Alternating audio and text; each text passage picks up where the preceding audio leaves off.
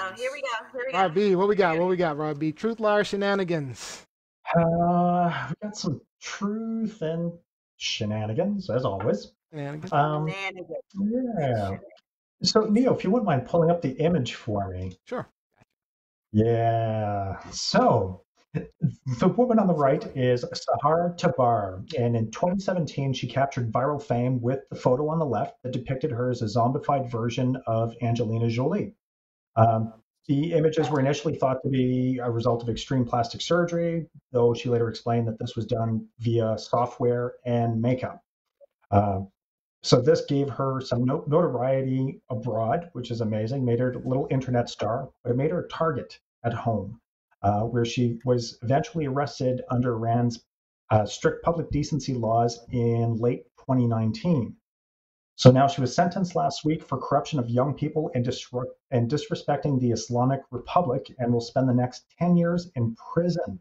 Wow. So I just want to note that And Iran employs Shia law, and within Shia Islam, a certain high jurists known as mujahids continue to pronounce religious doctrine over vast areas that are currently under the subject of state jurisdiction. So there's still a lot of that, I guess, fundamentalist application of the law.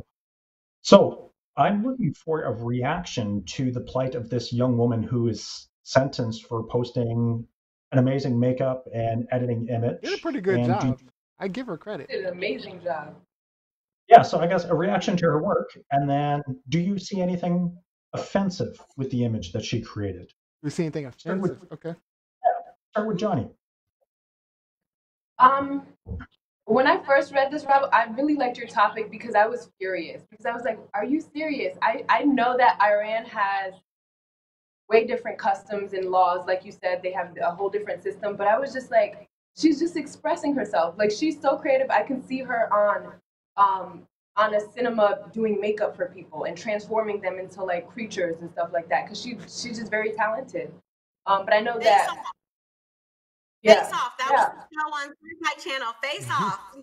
Face Off, exactly, the makeup wars. I can see her doing that. So it's just like, it's just kind of really disgusting, honestly, to me, that they locked her up for 10 years. Like, her life is gone. And I know that her mom and stuff is actually trying to reach out to Angelina Jolie for for help, which is like a long cry. But I think that it's just disgusting to me, and I'm really actually upset. I wish there was actually something we could do about it, because it really bothers me. She's so young. She's so young. Izzy, what you got? Yeah.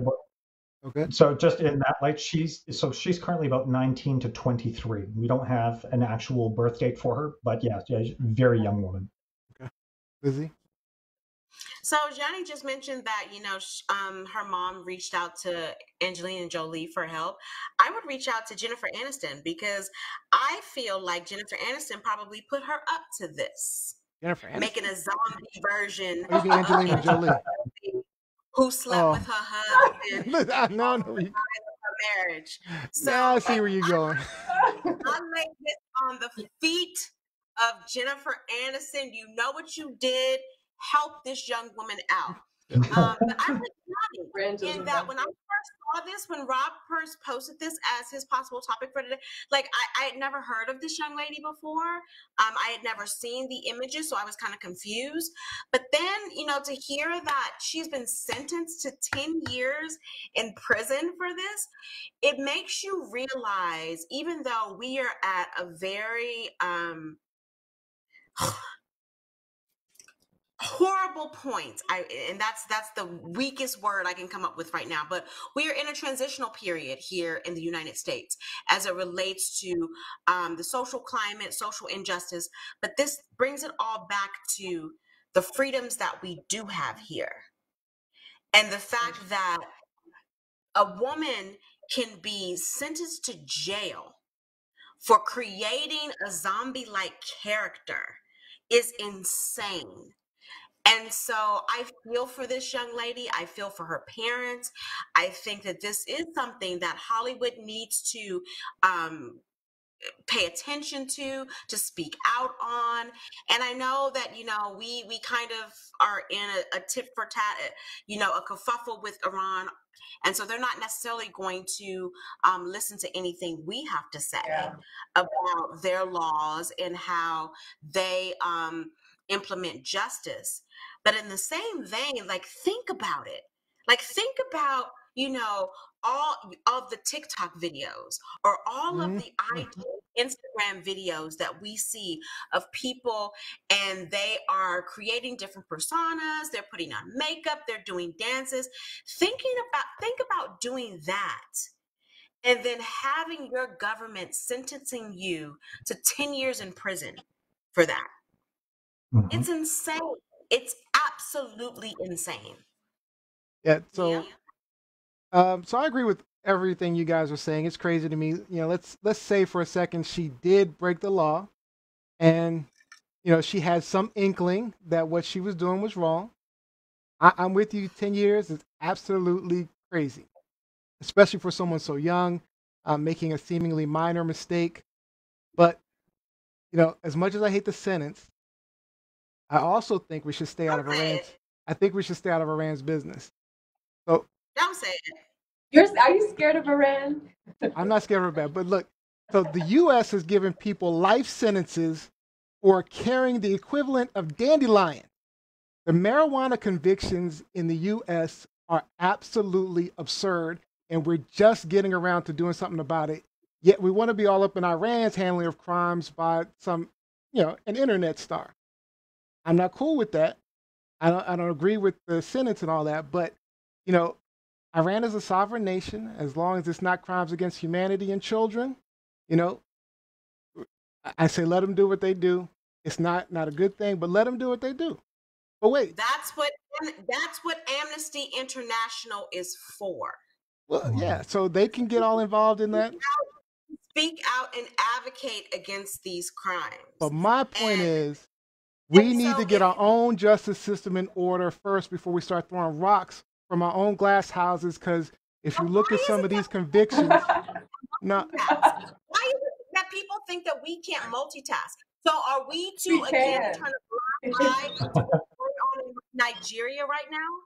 No, because we're talking about crimes against humanity. This is a woman who's just this is a young woman. If she broke the law and they listen, we put in Nigeria, they are killing people. Yes, so that's crimes against humanity. Yes. Exactly. This is a woman who was put in jail for 10 years for breaking the law.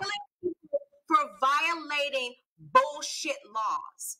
Fine. And so we should get involved in that. I am talking about this particular case, and I am telling you that this is not something we should really care about compared to what we have to fix at home. No one's saying that we're going to send the troops into Iran and start a war over this. But yes, there should be an outcry. There should be someone who is saying that this is not right. Like, you can't pick and choose. We can't decide what's right and wrong in other people's country when we can't even figure out, when we don't get it right. We're not even getting it right. Nigeria. Americans are not getting it right. When Americans get it right, then they can start talking about what's wrong. Because we can get our shit right here, then it's okay. Crimes against humanity, I'm all about that. I'm all about that. How is this not a crime against humanity? Because she broke the law, she's going to jail for 10 years. And that's not a crime against humanity. She's like, nobody died, nobody was abused, nobody was tortured. That's what they're saying in these other countries, that she broke the law. South Africa said that Nelson Mandela broke the law. He was in jail for over 20 years. Should we not speak out about that? Like, come on. I'm saying we need to get our shit together first. I cussed. Sorry. Lizzie got me cussing. Lizzie got me cussing. What? These people who can't multitask, that is what makes me scared. Like, you can't do two things at once. You can't get your shit together, but also advocate for somebody else. All right. Listen, I think we got the wrong. I just don't think we. I don't think there's. I really. Don't me to advocate for anything. I think it was crazy, but we're getting life sentences over here. We're getting life sentences. So, Neo, and wasn't nobody doing nothing about those life sentences until a couple of months ago.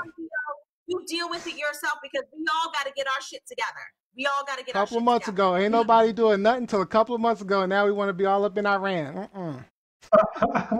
Sherry's playing. Sherry's playing.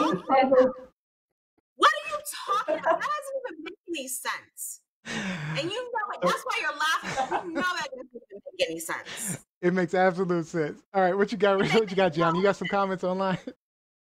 Yeah. Sherry Priest said, "Wow, Robbie, epic topic, exciting topic." We have a new commenter. Ernest Cooper said, "What did MLK say about unjust laws?" Saima Fatimi, forgive me if I said your name wrong, said, "I think we have a right to object to the crazy." Thank you. Thank you. And Latoya Blakely said, "Too true. We got to fix home too." Thank you. Mm-hmm. but she said, but notice she said the operative word is two. Fair enough. That means we can do multiple things at once. And again, no one's saying send the troops. We need to get to it. No one's saying send the troops to Iran. That is not what Rob D or this article proposed. But making everyone aware of this injustice, yes, we should. I just don't think it's significant injustice. I'm gonna be honest. I mean, I think it's excessive, but that's a personal opinion.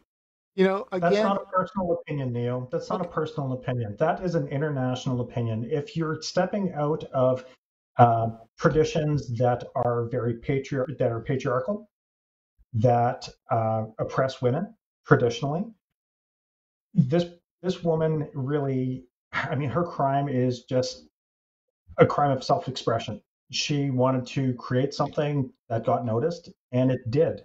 There is nothing truly offensive about this image. Now, unfortunately, someone in a position of legal authority in Iran felt that this went against the moral code of society. And this is why you want to keep of their society.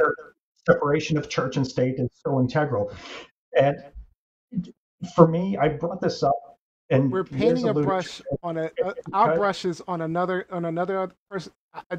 And they paint their brush on you, Neil. When when Cardi B and Megan Thee Stallion are shooting their video together, Iran is looking at them and going, "These dirty, disgusting women. They should be brought out to the edge of the city and stoned."